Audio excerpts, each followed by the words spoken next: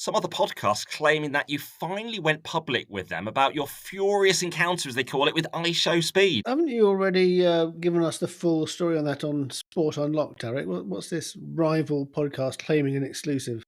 I don't know if the podcast itself was claiming an exclusive. It may have been a social media post. And we all know what we think about social media posts, guys. And if any listeners have any issues, Rob, where can they write into? SportUnlockPod@gmail.com, @SportUnlocked on all the socials. And we're really grateful if you could rate, review, and subscribe to us wherever you're listening to us, because it helps to grow word of the pod. Well, you mentioned speed and the encounter. There was another appearance from this speedster recently, wasn't there? Yes, not just at Euro 2024 last year. He's back in UEFA circles, even closer to power, at the Champions League final. Hello, welcome again to Sport Unlocked with Martyn Ziegler from The Times, Tariq Panja from the New York Times, and myself, Rob Harris from Sky News. And PSG finally winning the Champions League, but most of the clips I seem to see was about this iShowSpeed guy. Who is he, anyway? I mean, I've heard of him. Don't even know who is he? American? Yeah. And, on an earlier pod, we kind of described him a bit. He's a young influencer, I guess. Content creator, I think, is the right language. He managed to secure an interview with Gianni Infantino, something none of us probably ever will do, let alone get a press conference. So that was recently. A transfer interview pushing a Cristiano Ronaldo move ahead of the Club World Cup to get him playing there. That's right. He actually famously wears Cristiano Ronaldo shirts. But it is really odd. I mean, he basically is a kind of a viral guy. If you don't want a virus, please stay away, which is what I have done. But we just plugged our socials. Yeah. We want attention too, don't we? But it's how you push for it. True. That's why dad joke there. That's why we talk about it. But yeah, it's nothing. What does he do? He barks like a dog. He gets chased in the street by young fans, I guess, and he does a backflip now and again. Is that the sum total of what we're looking at here? He's got, to be fair to this guy, he seems to have cracked the internet, though. He's got millions and millions of subscribers. And that is why people like FIFA, people like UEFA, etc., Gianni Infantino, and CBS, who had given him accreditation for the Champions League final, get out of the alliance. Yeah, my research with people who know more about him than me, i.e. my son, apparently he came to prominence by playing the FIFA video game. Not called a FIFA video game anymore, now called EA Sports FC, as we've talked about. Maybe that's the solution for FIFA as they try and replace it. They need just the iShowSpeed football game. Yeah, I'm sure they'll be desperate to try and get him on board if that ever sees the light of day, which still no sign of that, by the way. No. And I think, he built up his following from that, and then, like all these YouTubers, has expanded.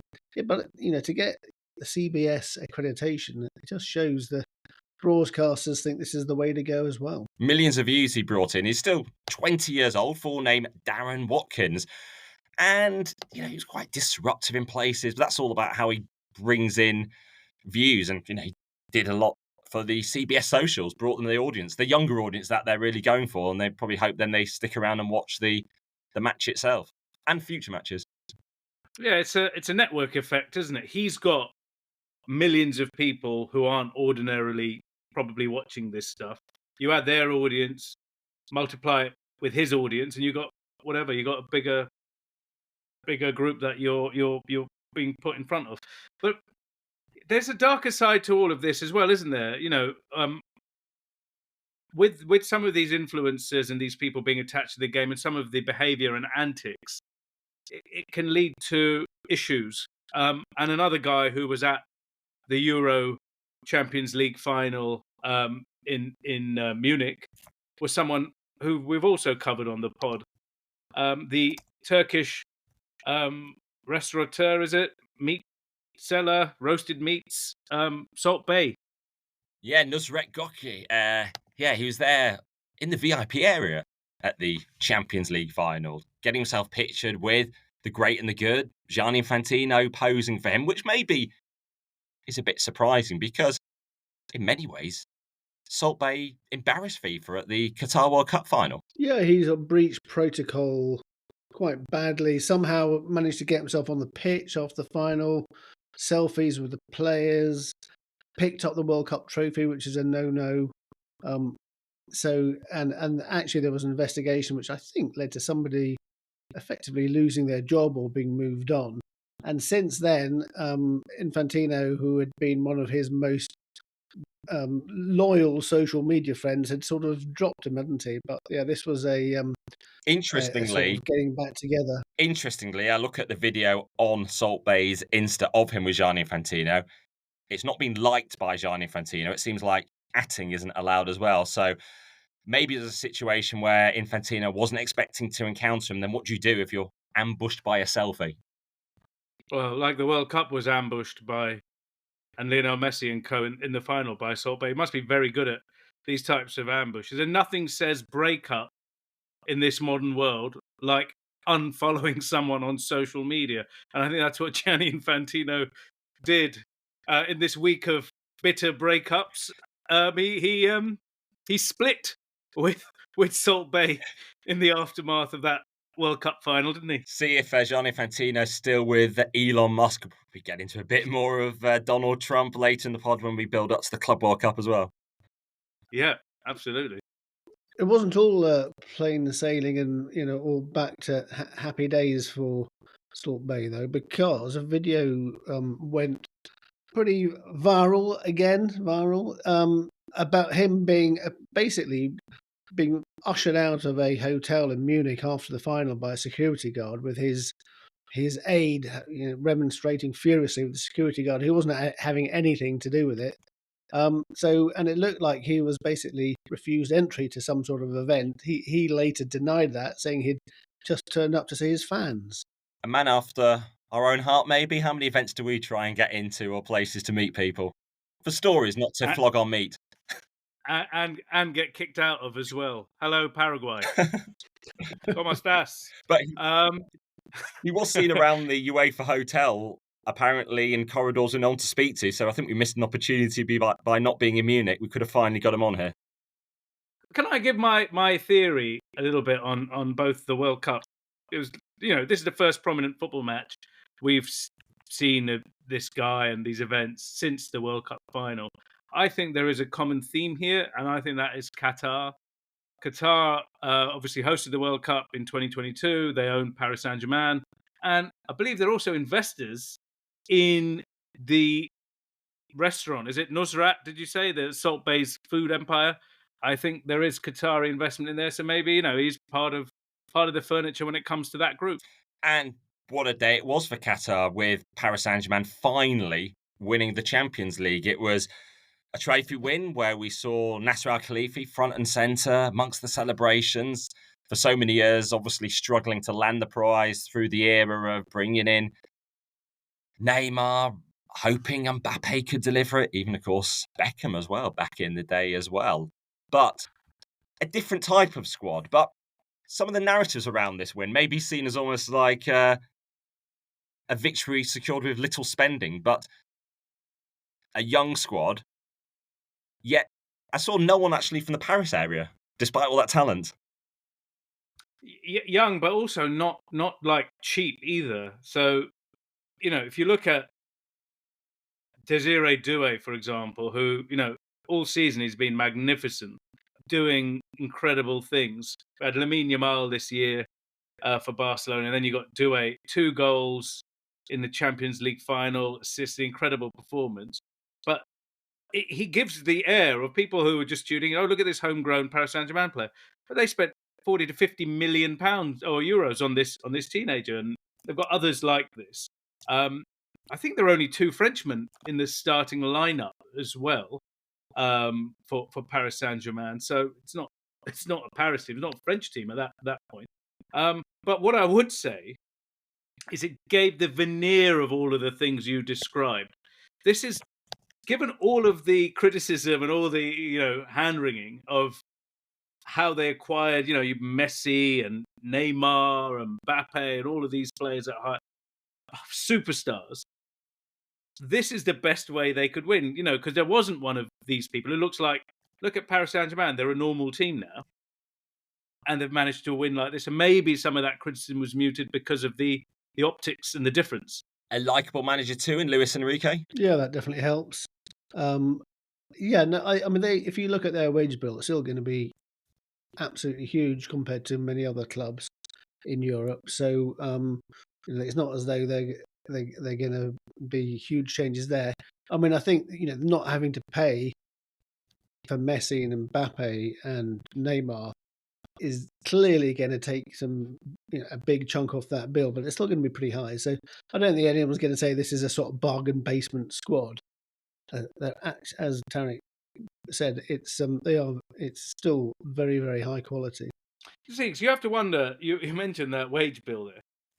You have to wonder how they managed to pay all of those players and buy all of those players and stay within FFP. I wrote a story a few years ago about how the CFCB, that group that works for UEFA, were investigating them and all of the spending in the years after Neymar and Mbappe came, and they basically filed a report to the head of the arbitration chamber, so the upper chamber, saying, yeah, everything's fine here. And he said, you've made a manifest error. Clearly everything's not fine. These numbers don't add up. Take it back. PSG appealed to CAS and somehow managed to win this. So there's always something up with the numbers. PSG seem to have been able to buy all of these players, pay incredible wages without really having any repercussions beyond a settlement agreement back in 2014. How have they managed to do this? They had another settlement agreement, haven't they, fairly recently? So since then, I mean, they have had lots of state-connected commercial deals which have really increased their income hugely. So that, I'm sure, like Manchester City, that's clearly a big factor too. And as for Nasser Al-Khelaifi, of course, this confirming his status in football. The fact through the Super League debacle, he emerged as the winner as chair of the European Club Association, right now at the top of power making alongside Alexander Shefrin, linked to the Club World Cup as well, with them organising that with FIFA. Now with his team finally delivering for Qatar, whereas for a time it might have looked like an extension of a load of largesse, not winning anything, struggling, in a French league that is not really watched around the world as well. So it might have seemed quite an inconvenience, caught up in investigations as well in France, so bringing that negativity as well. But now having that trophy, which they can probably inevitably show off back in Qatar. Yeah, I wonder how the pictures would have gone down in Qatar. I mean, he was very emotional, obviously. It's been 14 years or whatever since they purchased a team. But that image will always be seared with me. It was him being held aloft by the players in a way that maybe the manager would. And I think they did, the manager as well. But the idea of a club president being lifted up in that way, it's like an emblem of Qatar, a bisht, if you want, being raised, hoisted above the winners there. And don't forget, he's an extremely powerful man. And I think we would be wrong not to mention his power here. So what do we have? We have the president of beIN Media Group, who buy billions of euros worth of rights over the years of European football from UEFA, FIFA, clubs, leagues, everyone else.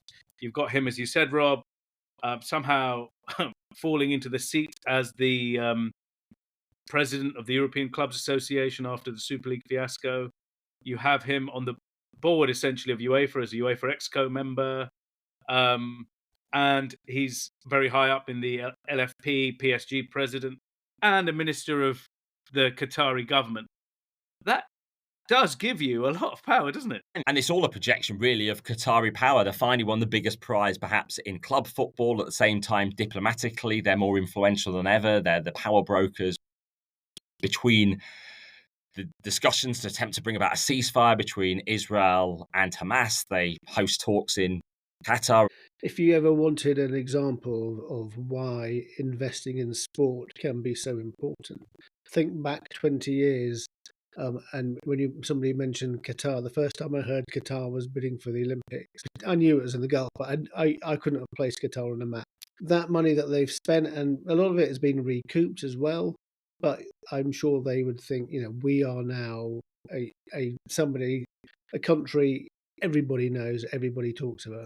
The country has made such a big statement and such a mark. Actually, quite a full circle moment. When Paris Saint-Germain came back to the French capital on the Sunday after the Champions League final, they went to the Élysée Palace to see Emmanuel Macron. And I was then thinking back 15 years earlier to 2010 and those weeks before the World Cup vote, when Qatar was awarded the 2022 tournament. And then French President Nicolas Sarkozy was there with Michel Platini and then Emir. And that's apparently when Sarkozy asked the Qataris to buy PSG. Yeah, absolutely. That was the key. If you speak to Sepp Blatter, he'll say that was when Platini was persuaded by Sarkozy to vote for Qatar to host the World Cup, and the rest is football, history, whatever, politics. Hang on. There was also another famous Qatari and also an incident in Paris. And that great quote, which I might butcher, but you might remember from Sepp Blatter, and I will try and say it now. Was it me at the Montparnasse Hotel early in the morning, putting envelopes full of cash under doors? Or was it somebody else? There were other powerful footballing Qataris that Joseph Blatter was alluding to back then. Yeah, he was indeed. PSG, though, have passed UEFA's financial tests for this season. They're not No. going to be... Shock. Well, How? they haven't done before, but they have anyway. But not all the big clubs have. We won't find the details until the end of June, but Barcelona, Chelsea, Aston Villa have all breached those. So be interesting to see what happens, especially with Barcelona, because they've already had a UEFA fine and they appealed and lost at CAS against it. It was only 500,000 euros. Yeah, but the detail in that. Sorry to interrupt. The detail in that is really important. They were always going to fail this because of that. The issue is they tried to present 200 odd million euros worth of asset sales that didn't actually end up being sold.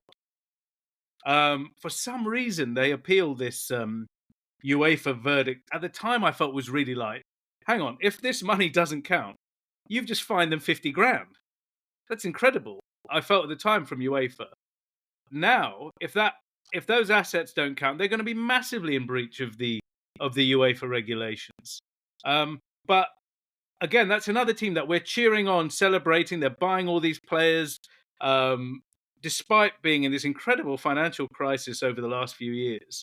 And again, it's kind of being masked by this wonderful football and talent from La Masia as well, like Lamine Yamal.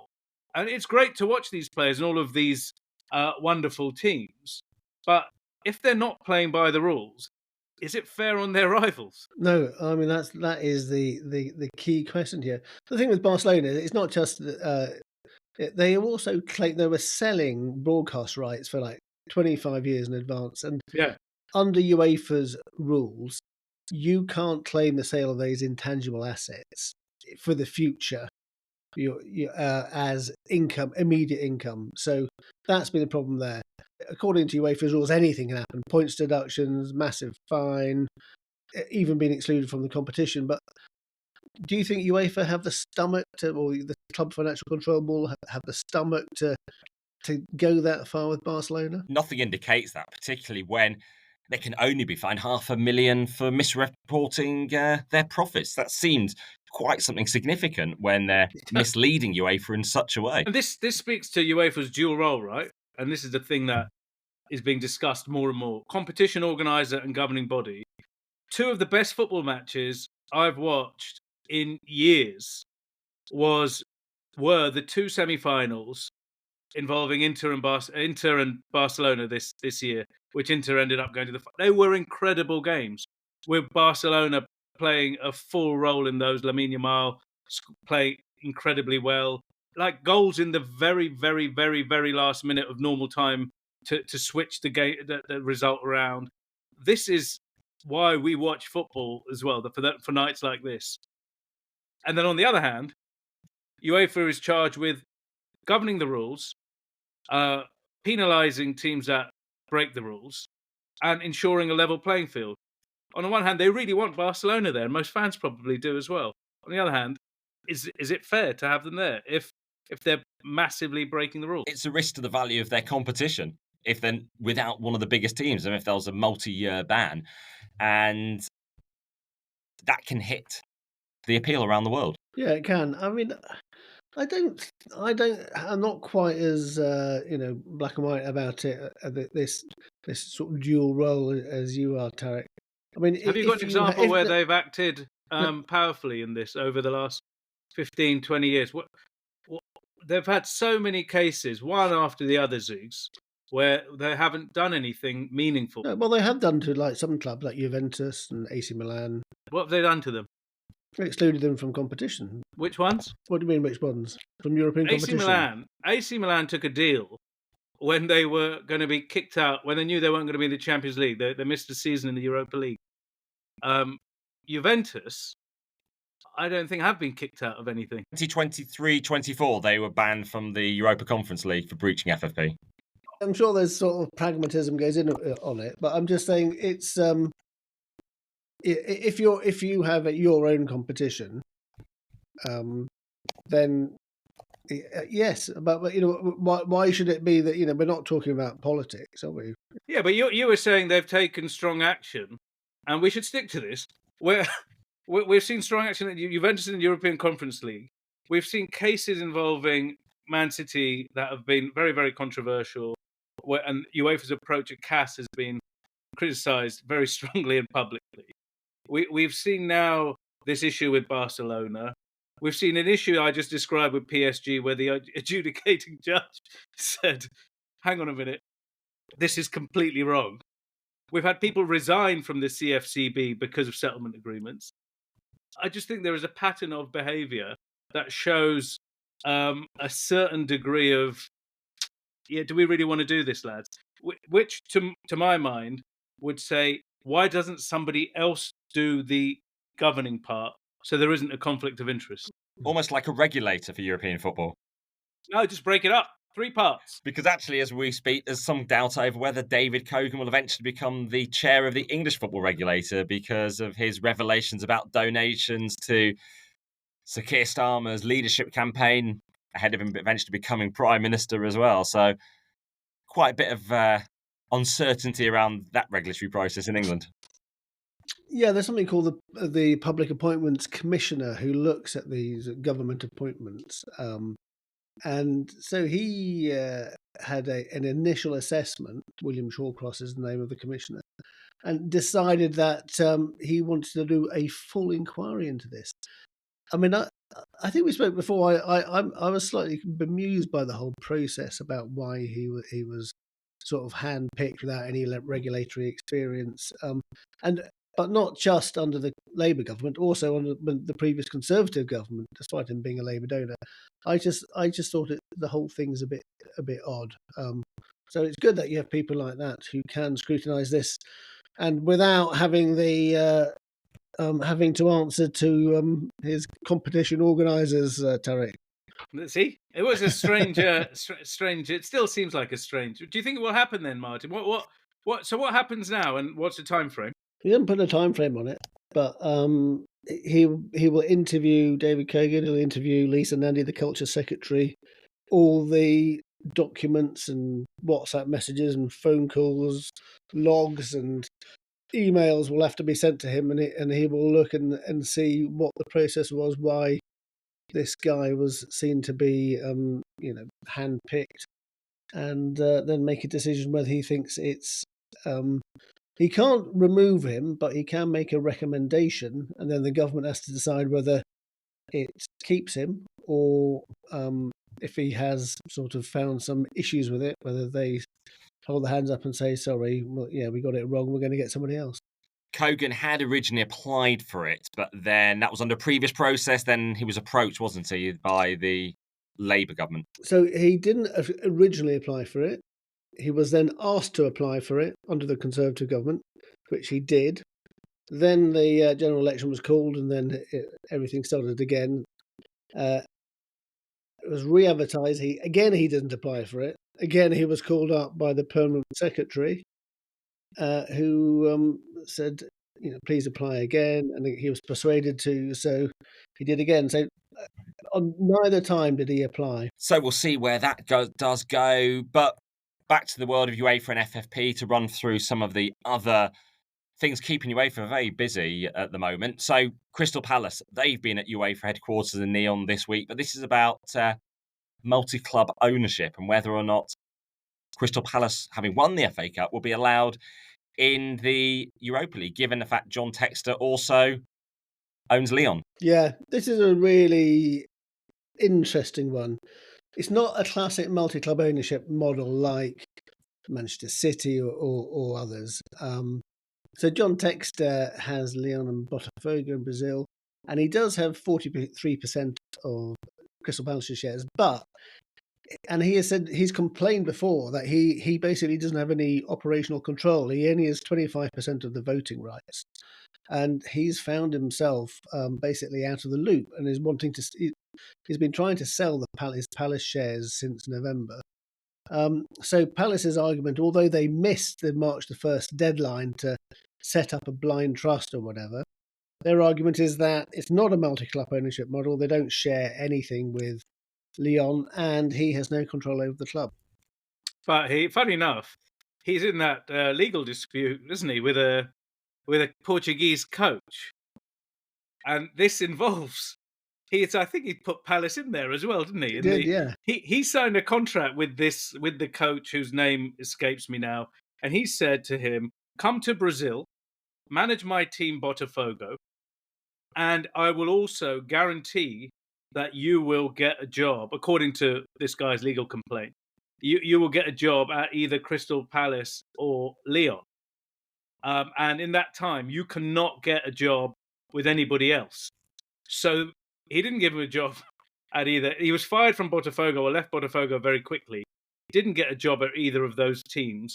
And now there is a court case, I think, in London related to a breach of contract. So on the one hand, he's saying he has no power. But on the other hand, I guess in this contract, you're saying, I've got the power to make you perhaps Crystal Palace coach. And also, I think he's been claiming credit for Glasner, who's done a great job at Crystal Palace, saying, I'm the one who identified him.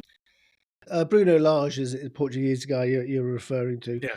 I mean, speaking to, I remember at the time when the court case details came out, she spoke to some people connected to Crystal Palace and said, was there any chance that this guy could have become the Palace manager? And they said, absolutely no chance whatsoever. They were as amazed by it as apparently Palace were as anybody else. And if Crystal Palace were to lose their place, stepping up into the Europa League would be Nottingham Forest, currently in the Conference League, and actually Brighton would get European football next season by going into the Conference League. Great rivals of Palace. But what about Forest? They've got their multi-club ownership too. Yeah, they did put it into a blind trust, and Brighton took steps as well before the deadline. So there's rumours knocking around that they would, in some circumstances, be prepared to go to CAS to push their claims. I've spoken to both clubs; both say that no such conversations have taken place, but it's certainly one to watch. Biggs, if Forest are in a blind trust, I'm confused, because didn't Mr. Marinakis march onto the field to confront the manager Nuno after a defeat towards the end of the season that knocked their chances of being in the Champions League? I mean, what does a blind trust mean when this fellow is almost throttling the manager at the end of the game and acting, for all intents and purposes, as a man with his hand firmly on the tiller? I think you'll find he was, according to the club, he was merely trying to look after the welfare of one of his players who suffered serious injury with colliding. One of whose players? One of whose players? As we've already heard in this episode, you can be on a pitch without being an owner or involved. There's just no Salt Bay at the City Ground. He might be a local restaurateur too. There's the other multi-club element. This is really confusing this year, because just to go back to Crystal Palace, they have two other owners. Steve Parish is one of those. He's fine. But there's an American group, Blitzer and Harris. They also own a team in Denmark, Brøndby, a big team in Denmark, Copenhagen-based. They've also qualified for Europe as well. So I think there's going to be an issue with that too, isn't there? That's more of an issue, I think, and that might be why Crystal Palace couldn't drop down into the Conference League, because Brøndby have qualified for that, and they finished higher in their domestic league than Palace. So that would be the sort of block from them, because Blitzer is very much in part of the operation of Crystal Palace and Brøndby. Who could have ever imagined multi-club ownership was going to be a problem? What about in Asia, in the Asian Champions League as well? Yeah, and this year, first year where we had this bizarre situation where, for some reason, or for several million reasons, the AFC sold its Champions League finale, so I think from the quarterfinals on, to Saudi Arabia for a number of years. So basically, they have a group stage like everybody else, and then Saudi Arabia hosts the knockouts. Easier for fans rather than having to travel all around the continent, get them in one country. Which fans? They are well-supported clubs. Yeah. So what you're saying is, rather than saying, go for a one-off game and come back, or you don't have any of your home games either, by the way, you're going to go to Saudi Arabia. Okay, it's an opportunity maybe, but you lose all your home games, except for the Saudi teams. And the Saudi teams that were into the final stages were all owned by the Public Investment Fund, I believe, which also sponsored the competition and also owned the stadium where the match, where the competition was won. And it ended up being won by a team owned by PIF, Al Ali, Roberto Firmino, Mendy, the former Chelsea keeper, maybe even Riyad Mahrez is in that team. So, yeah. Now, in terms of conflicts of interest, that takes some beating, doesn't it, guys? And they've now qualified for the Club World Cup in 2029, whose new sponsor is the Public Investment Fund of Saudi Arabia. Is that the Public Investment Fund of Saudi Arabia, who's also invested $1 million into DAZN, the broadcast platform which has the global rights for the Club World Cup, and paid FIFA $1 billion, and yes, hosting the 2034 World Cup. But this big sponsorship of the Club World Cup, is it because all the tickets have been sold out, guaranteed full seats everywhere? Is that going to happen? Well, that is the struggle. There are 63 games, which would be a challenge in any country, perhaps, for a competition that people aren't fully used to yet. And they do have dynamic pricing, so we see when the prices go up and down. And now we're recording just over a week out from the tournament beginning. They're having to knock the prices down. That's how dynamic pricing works. And fans may be saving it till late to snap up a bargain. Do you know what I find really strange? Like that opening game, it's Lionel Messi and Inter Miami. I think when did he move there? Last year? And those tickets were like, golden coins. It was hard to get hold of a Lionel Messi golden ticket. And it seems the Messi effect seems to have waned somewhat. Him and his team were shoehorned in. We've talked about that on previous pods. We don't need to labour on this. But the tickets for that game, the opener of this new FIFA tournament, this tournament that Gianni Infantino has insisted is the best of the best, you can get a ticket for $60 for that game at Hard Rock Stadium. And that opening game will be to see Inter Miami against Al Ahly, a different one from Egypt. Yeah, well, very well supported. I think they'll have, in terms of the fan base, there are plenty of Egyptians living in the US, but I just can't believe how badly the ticket sales are doing. I mean, they started at a very, very high price. That was awful. And then you've had Gianni Infantino being the front man for this competition. Yes, there's some really, really unappealing games, if I'm honest, the group stage of this, played in vast stadiums. But, God, they've done such a bad job selling tickets for this competition. Yeah, I mean, whether it's a bad job, but I mean, it's difficult to force people to buy tickets, or we would persuade people to buy tickets for something which has never happened before. And I think you try and create something, and it's very difficult because it's when you're, for example, into Miami, playing against a team no one's ever heard of, most of the people there. Yeah. But you're right. The initial cost of the tickets was the cheapest standard general admission ticket was, I think, was it something like $349? $338. And now it's come down to $55. So that's 16% of the original price, which is crazy. But if you look on the sort of stadium map on the ticket site, it just shows there are just about every section have got a lot of tickets to sell. There's thousands and thousands of empty seats. Is it going to be embarrassing for FIFA? Probably. Depends if the camera show it. Can I be the bad cop again here to say, yeah, it's a new tournament, it's not easy, but the hubris involved in this, given all of this, like these are factors that you've described are known. They've picked these enormous arenas in some instances. Pasadena is 85,000 seats at the Rose Bowl. Great stadium. But you're going to have, there could be like less than 15,000 fans for some of these games in Pasadena. You should have picked the arenas correctly because, there's some wonderful football-specific stadiums now in the US that you could look sold out at least. And then also where you put teams. I had a friend of mine, he messaged me to say, Boca Juniors are off to play in Seattle somewhere in this stadium, whereas they're going to bring a lot of fans. They're very passionate fans, River and Boca. Putting them in venues that make more sense, in cities that make more sense would work. I don't know. I've never had to sell tickets, but it seems some more thought could have gone into some of this. Yeah, I mean, I also think that it does call into question the whole idea. Basically, the whole idea behind this tournament is to get more money for FIFA.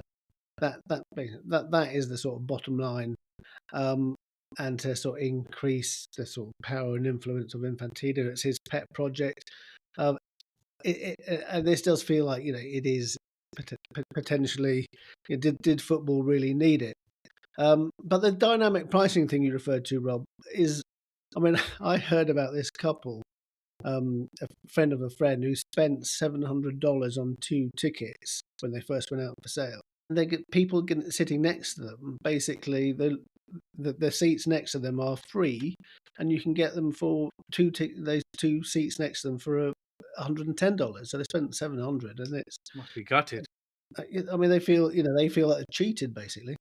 Maybe there's a way with dynamic pricing that if the price drops so significantly, you do get it matched and you get a refund. That doesn't sound very capitalist, Rob. You do. Sorry, you do that's actually... not the way you make billions. That's why this isn't a £1 billion pod. Because it's FIFA is, as well. Of course, FIFA is all about making money. But this is the other thing. FIFA doesn't need loads of money. It's already got loads, and it doesn't have these kind of demands like a proper company does. It's not a for-profit business. It's so strange to do this. Well, that's the Club World Cup for now.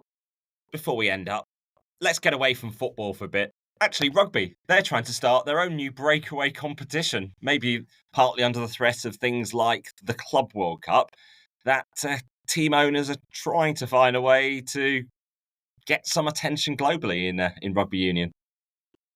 Yeah, I mean, rugby union is a bit of a basket case, to be honest.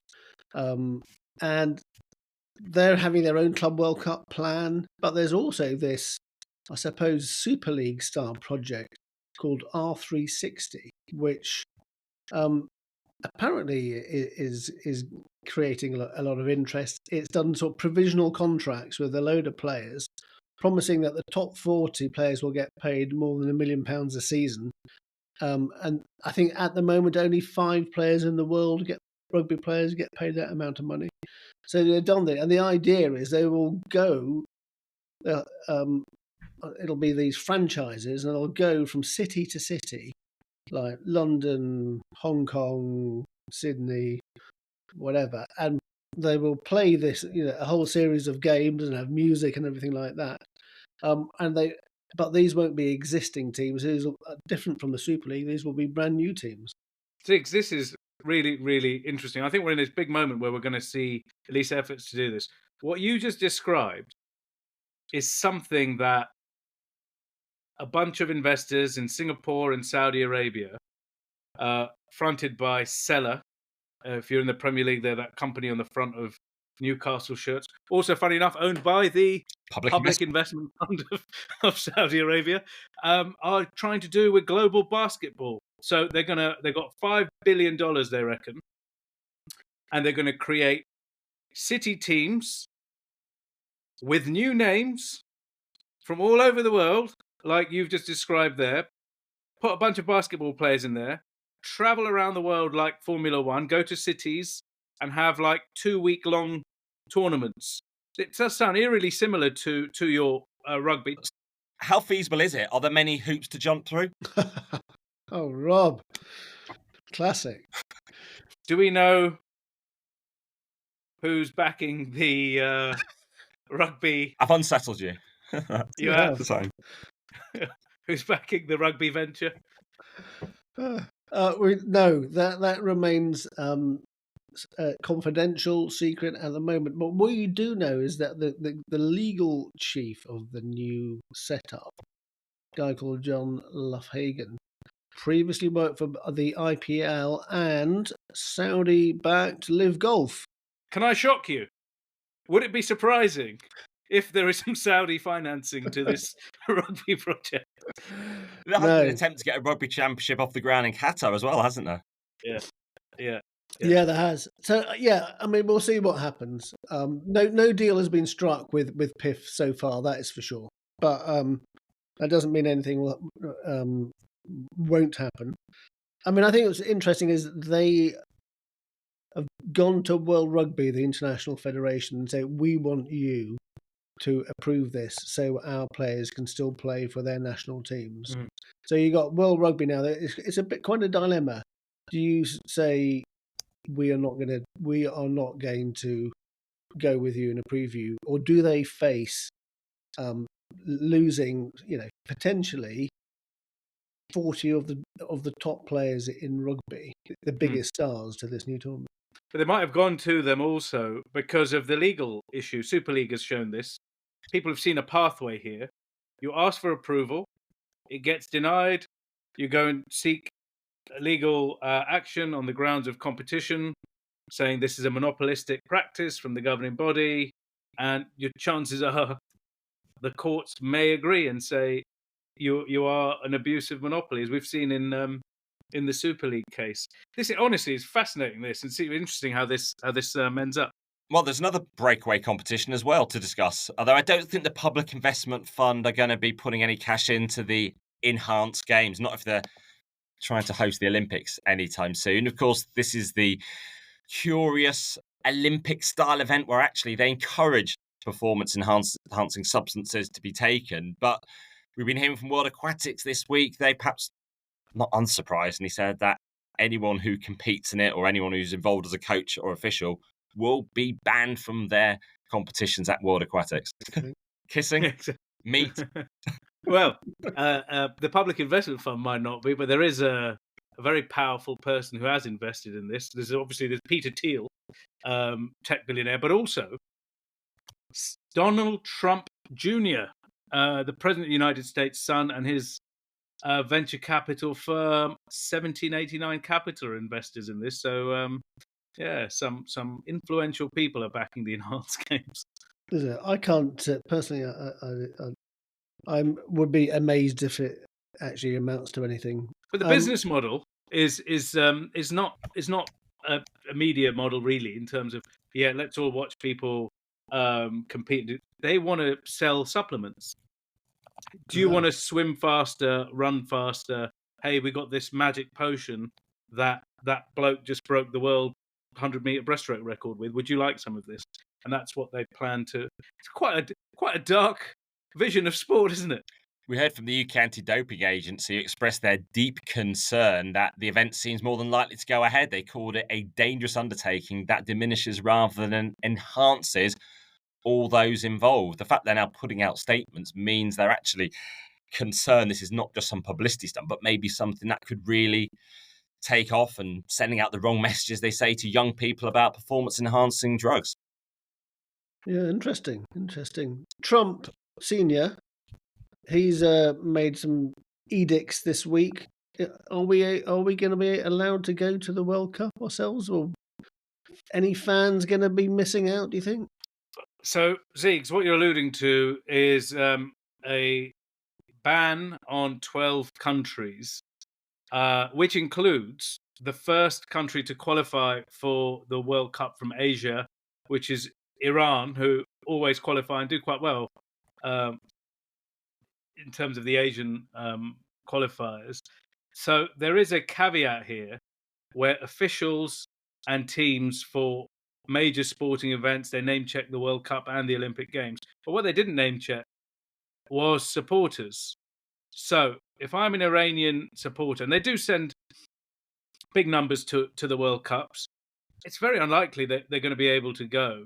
And with the Iranian support, it's always been very split between people outside the country who are very anti-regime and then some of the people in the country who are pro-regime. There were issues at the World Cup in Qatar, but it does feel like anyone who is traveling from Iran or with an Iranian passport probably can't go to the World Cup in the US at this point.